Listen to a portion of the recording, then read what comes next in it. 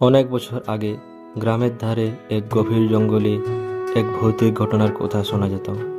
সন্ধ্যা হলেই সেই জঙ্গলে কেউ যেতে সাহস পেত না। বলা হয়, একবার যদি কেউ সেখানে ঢুকে পড়ে তাহলে সে আর ফিরে আসে না। একবার গ্রামের কিছু সাহসী যুবক সিদ্ধান্ত নিল তারা এই ভৌতিক রহস্যের শেষ দেখে ছাড়বে। রাতের বেলা পূর্ণিমার আলোয় জঙ্গলে প্রবেশ করলো তারা। চারপাশে কেবল শুনশান নীরবতা আর ঝিঁঝি পোকার শব্দ।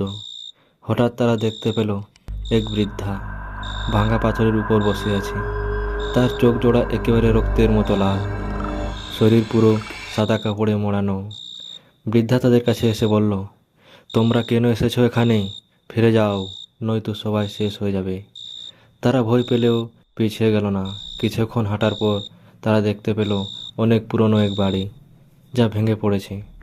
তাদের মধ্যে একজন প্রবেশ করতেই হঠাৎ চারপাশে যেন ঝড়ো বাতাস বইতে শুরু করলো। একজন যুবক হঠাৎ চিৎকার করে উঠল, ওই বৃদ্ধা আমার পিছনে! কেউ কেউ ভয় পেয়ে দৌড়ে পালাতে চাইলেও তাদের পা যেন জমে গিয়েছিল। ধীরে ধীরে তাদের মনে হলো তারা এক চক্রে ঘুরছে, আর বের হওয়ার কোনো পথ নেই।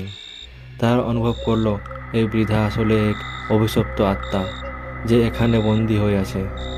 যে কেউ এই জঙ্গলে এলে সে তাকে মায়া দিয়ে আটকে রাখে।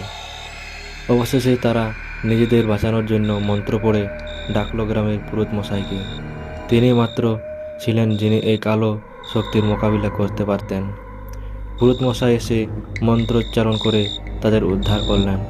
বৃদ্ধা এক আর্তনাদ করে অদৃশ্য হয়ে গেল। এরপর থেকে সেই জঙ্গলে আর কেউ রাতের বেলা প্রবেশ করে না। এমনি এক ভৌতিক গল্প যা আজও গ্রামের লোকেরা শিহরিত মনে শোনায়।